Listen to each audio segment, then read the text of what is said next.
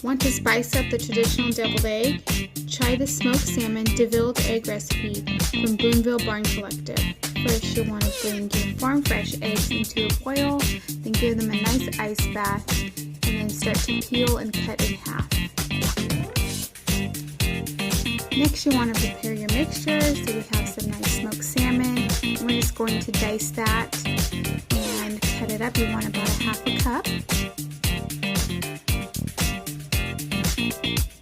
Then we're going to add all of our condiments. I'm adding yogurt, Dijon mustard, shallots, fresh lemon juice, lemon zest, parsley, diced chives, and then some piment deville. And then we're going to just mix that up until it's creamy.